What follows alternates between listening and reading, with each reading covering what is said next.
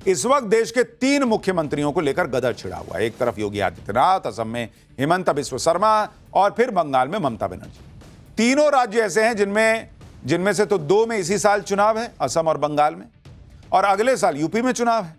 और चुनाव जैसे ही आए हैं, तीनों राज्यों में पॉलिटिक्स एकदम चरम पर है। सबसे ज्यादा तहलका मचाया हुआ है असम में सीएम हिमंता ने और उधर बंगाल में ममता बनर्जी ने।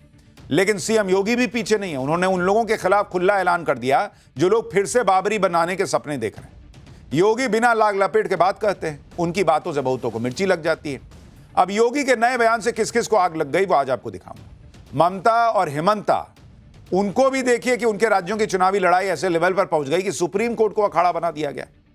बंगाल में एसआईआर का मामला लेकर ममता बनर्जी पहले ही सुप्रीम कोर्ट जा चुकी हैं।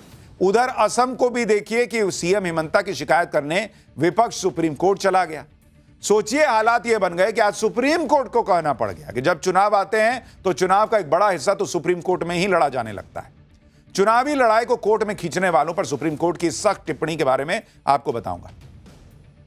साथ ही यह भी बताऊंगा कि सीएम हिमंता के बंदूक तानने वाले वीडियो पर कैसे बवाल इतना बढ़ गया कि मामला सुप्रीम कोर्ट चला गया।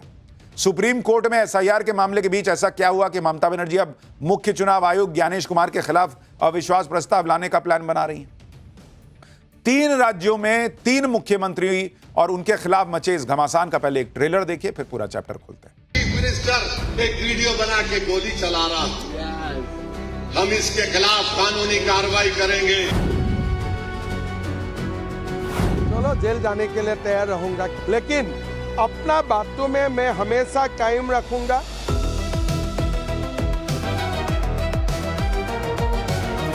उन्होंने कहा है कि we will move an impeachment against the chief election commissioner.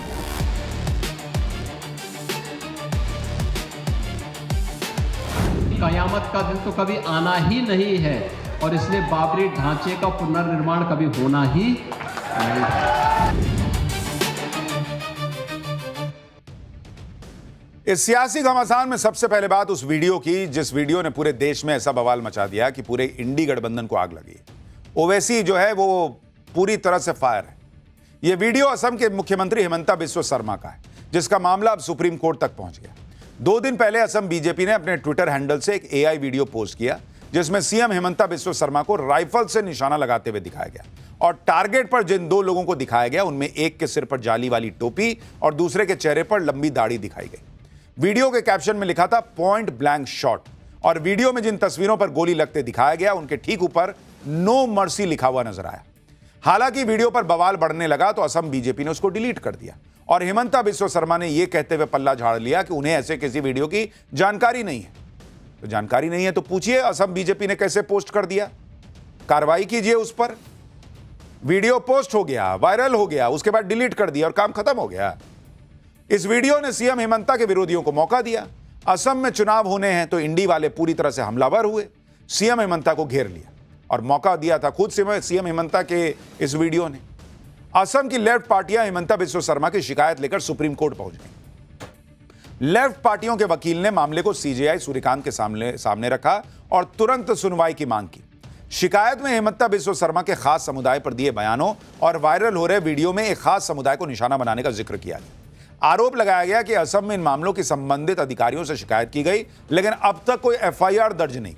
लेकिन चीफ जस्टिस सूर्यकांत ने यह कह दिया कि समस्या यह है कि जब भी चुनाव नजदीक आते हैं तो चुनाव का कुछ हिस्सा सुप्रीम कोर्ट के अंदर लड़ा जाता है। सीजीआई ने मामले पर तुरंत सुनवाई की मांग नहीं मानी। सीजीआई ने कहा कि वो मामले को देखेंगे और सुनवाई के लिए तारीख देंगे। इस सारे बवाल के बीच कांग्रेस ने भी हिमंता बिस्वा शर्मा के वीडियो को लेकर दीसपुर में शिकायत दर्ज करवाई।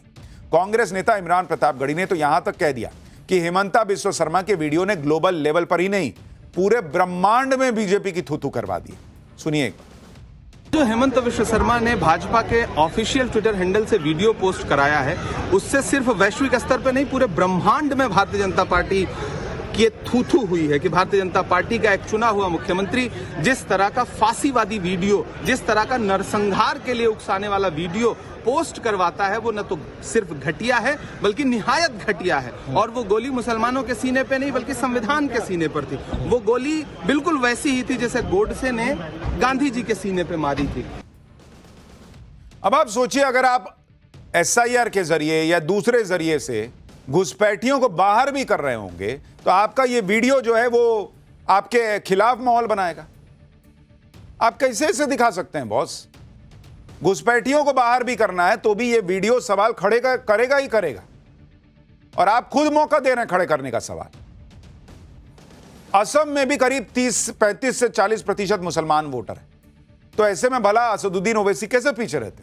हिमंता के पॉइंट ब्लैंक वाले वीडियो के घमासान में वो कूद पड़े। ओवैसी ने हिमंता बिस्वा शर्मा के वीडियो को मुस्लिम विरोधी बताया और उनके खिलाफ कानूनी कार्रवाई की चेतावनी दी। यही नहीं, ओवैसी ने हैदराबाद के पुलिस कमिश्नर से हिमंता बिस्वा शर्मा के वीडियो की शिकायत कर दी। ओवैसी तो इस विवाद में पीएम मोदी के मलेशिया दौरे को भी ले आए। एक बार सुनिए कैसे सवाल उठ रहे हैं हिमंता के इस वीडियो की वजह से। इनका चीफ मिनिस्टर आसाम का एक वीडियो डालता है, बंदूक है और गोली चला रहा है, और गोली एक फोटो बनाई गई एक मुसलमान साहब के बच्चे के साथ बैठे हुए, क्लीन शॉट बोलते, नो मर्सी। और नरेंद्र मोदी बोलते सबका साथ, सबका विकास, सबका विश्वास। और मोदी गए हुए हैं मलेशिया, वहां का prime minister Anwar Ibrahim plane से उतरते कि अनवर इब्राहिम से गले मिल रहे, और यहां पर उनका चीफ मिनिस्टर एक वीडियो बना के गोली चला रहा। हम इसके खिलाफ कानूनी कार्रवाई करेंगे। ये नफरत नहीं है तो क्या है बताओ? असम बीजेपी ने जिस तरह हिमंता बिस्वा शर्मा का वीडियो पोस्ट किया, बवाल होने पे डिलीट कर दिया, इस पर भी कई लोग कह रहे हैं कि वीडियो के जरिए जो मैसेज देने की कोशिश की गई वो काम तो उनका हो ही गया। वहीं सीएम हिमंता बिस्वा शर्मा ने इस वीडियो की जानकारी तक होने से इनकार कर दिया और शिकायत होने पर कहा कि वो घुसपैठियों के खिलाफ अपनी बातों पर कायम रहेंगे और इसके लिए वो जेल भी जाने को तैयार है। हिमंता बिस्वा शर्मा को सुनिए। चलो जेल जाने के लिए तैयार रहूंगा, क्या करूंगा? मैं कोई वीडियो का बारे में नहीं जानता हूं, और अगर मेरे बुरे ऊपर केस दिया है तो अरेस्ट कर लो, क्या आपत्ति है? मेरा कोई आपत्ति नहीं है, लेकिन अपना बातों में मैं हमेशा कायम रखूंगा। बांग्लादेशी का घुसपैठियों का हम खिलाफ है और खिलाफ रहेगा। बांग्लादेशी घुसपैठियों को बाहर करने का रास्ता है तो ये वो इस वीडियो में कैसे पता चल रहा है? और अगर आपको वीडियो के बारे में नहीं पता, किसी ने वीडियो बना के डाला, तो आप मुख्यमंत्री हैं, आप खुद एफआईआर करा देते। आपने क्यों नहीं कराया? असम को लेकर बड़ा बवाल मचा है। उधर बंगाल में भी चुनाव होने हैं और बंगाल में एसआईआर का मामला सुप्रीम कोर्ट में चल रहा है। इस पर भी सुप्रीम कोर्ट ने सख्ती दिखाई। दरअसल पिछले हफ्ते तो टकराव इतना बढ़ गया कि सीएम ममता बनर्जी खुद ही पैरवी करने सुप्रीम कोर्ट चली गई थी। ममता बनर्जी ने चुनाव से ठीक पहले बंगाल में हो रहे एसआईआर को सुप्रीम कोर्ट में चैलेंज किया। ममता बनर्जी ने चुनाव आयोग पर बीजेपी के इशारों पर काम करने का आरोप लगाया और बंगाल में लोकतंत्र को बचाने के लिए एसआईआर में दखल देने की अपील की। लेकिन बंगाल में एसआईआर को लेकर दायर की गई अलग अलग शिकायतों की सुनवाई करते हुए चीफ जस्टिस सूर्यकांत की अध्यक्षता वाली बेंच ने साफ कर दिया कि एसआईआर में किसी भी राज्य को भी बाधा डालने की अनुमति नहीं दी जाएगी। सुप्रीम कोर्ट ने बंगाल में एसआईआर पर रोक लगाने से इनकार करते हुए ममता सरकार की कई मांगे ठुकरा दी। इसके साथ ही सुप्रीम कोर्ट ने एसआईआर के दौरान चुनाव अधिकारियों की सुरक्षा के मुद्दे पर बंगाल के डीजीपी को भी नोटिस जारी किया है। बंगाल में एसआईआर को लेकर सुप्रीम कोर्ट के सख्त रुख को बीजेपी ने सीएम ममता बनर्जी के लिए बड़ा झटका बताया। और हमने आपको पाठशाला में पहले ही बताया था कि ममता बनर्जी को पता था कि वो सुप्रीम कोर्ट जा रही हैं, वहां पर फैक्ट पर, सबूतों पर बात होगी, उनके वहां जाने से केस नहीं पलटेगा। लेकिन उनको अपने लोगों को मैसेज देना था कि देखो मैं लड़ रही हूं, वो उन्होंने दे दिया। अब सुप्रीम कोर्ट ने वही कहा कि भाई एसआईआर में कोई रोक नहीं सकता। सुनिए बीजेपी प्रवक्ता संबित पात्रा ने एसआईआर पर सुप्रीम कोर्ट की टिप्पणियों को लेकर क्या कहा।